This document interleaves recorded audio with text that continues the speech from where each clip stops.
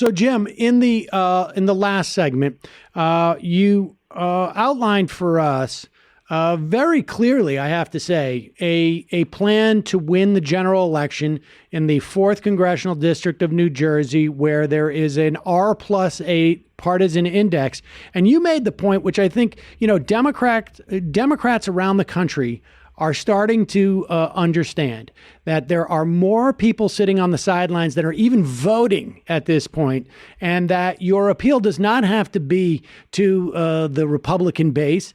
Maybe you'll pick up some people on the margins of Republican voters, but there's literally a couple 100,000 people sitting on the sidelines waiting for an inspiring candidate to vote for. And I'm looking at your website at jimkeady.com, this Keady for Congress, and I'm looking at your issues. One of the ones that you highlight is Medicare for All. And you made the point in the last segment that on day one, you're going to sign on to the Medicare for All bill that is sitting in Congress right now. And if it's a Democratic majority, this is going to be there. Walk us through why you think, where that sits on the spectrum of important issues for people in your district and frankly across the country. Yeah, I can tell you, when you knock on doors in New Jersey and you ask people, what's the number one issue you're concerned about? Always in New Jersey, number one is taxes, because people here are taxed to the eyeballs, right? And then when you explain to them that with regard to their property tax bill, that's more decided at the state level, the county level, the local level, and the school board level, and then say, let's talk about federal policy, whether I'm standing on the doorstep, I'm in a living room with a group of people, or I'm in front of a couple of hundred people at a town hall, healthcare is the issue that always gets the greatest amount of applause when I say I will sign on to and advocate for H.R. 676, the Expanded and Improved Medicare for All Act. And that cuts across everybody in the party. It also cuts across not just Democrats, but also unaffiliated voters and Republicans. Healthcare is the great equalizer. If you get cancer, cancer doesn't care if you're a Democrat, unaffiliated, Republican, a Green, if you're rich, if you're poor, if you're black, brown, white. It doesn't care if you're liberal, conservative. Cancer is going to do its thing. And in the same way that cancer or heart attacks or car accidents don't discriminate, we need a healthcare system that will not discriminate, that will give every American the level of care that they deserve to get them well. And with the Medicare for All bill, that is how we can get to that point. And we can get ourselves up to speed with the rest of the industrialized world. And as I said, when I'm out there, whether I'm on the stump at a small event, large event, that always gets that and getting big money out of politics are the two that get the loudest applause lines when I talk at events. Now, you had mentioned, Sam, real quick, you talked about, people looking for a campaign that inspires them, that a candidate that they want to vote for, rather than being forced with the decision of having to choose the evil of two lessers in November. They want someone and something that they can believe in. We have 232,000 unaffiliated voters in our district. 110,000 of them have not voted in one out of the last 3 elections. Wow. Right? And we can go get them.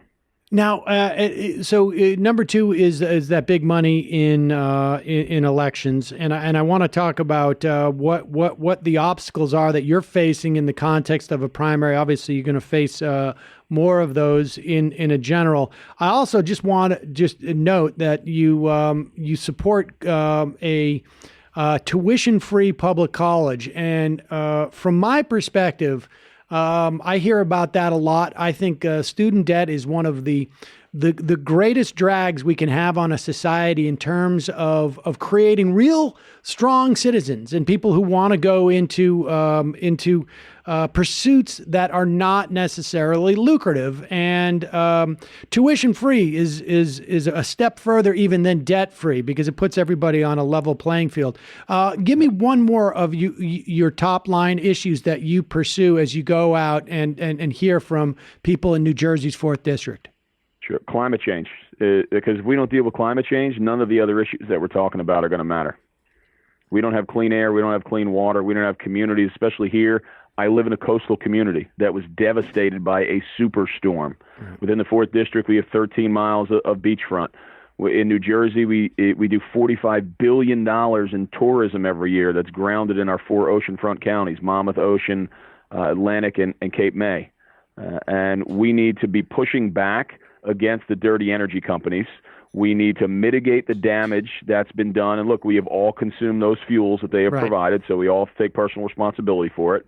And we need to make massive investments in solar and tidal and wind and geothermal and move ourselves onto a green energy grid. And in doing that, with those investments and creating a new Green Deal, a green industrial revolution, we start to create millions and millions of good-paying jobs for everyday people in the 4th District, around the state of New Jersey, and around the country. So it's a win-win. All right. Now, Jim, we just have about 2 minutes left. Give me a sense of what you're up against in this primary. How many other candidates are there? Yep, there's one other Democratic candidate, and I would argue that he's confused about the fact that he's a Democrat. He is a proclaimed centrist. I would argue he's center-right, Republican light.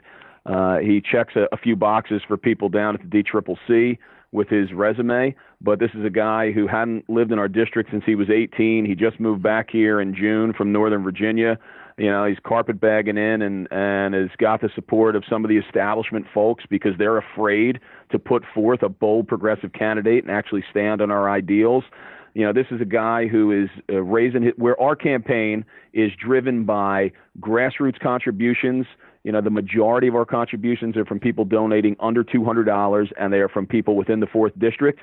This other guy's taking money from everywhere. He's got hedge fund billionaires. He's got defense contractors. He's taking lobbyist money. He's taking money from oil and gas executives. In terms of policy, he said H.R. 676 is just an idea. It's a theory. It's not a real bill.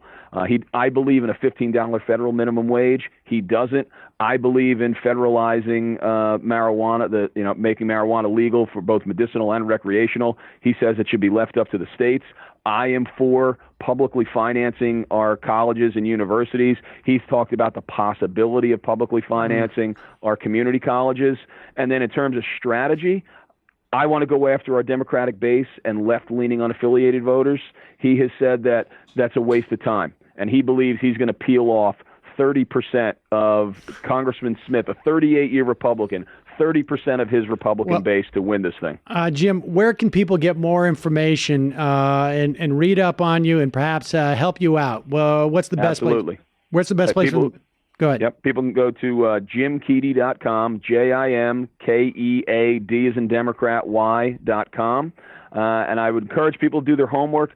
We do it quick because we have 2 weeks from today is the primary in New Jersey, and we need all hands on deck. We need people who will phone bank, and you can do it from anywhere in the country. You want to come to the 4th District, you can sleep on my living room floor. We need people coming in and knocking on doors and making small dollar contributions to the campaign so that we can get out the vote in the last 48 hours and win this thing. And Jim, I got to just tell you, you're the type of Democrat that we need, and I really appreciate you coming on and talking to us. Thanks, Sam. I really appreciate it. It's always great talking to you. I'm really happy that we got reconnected.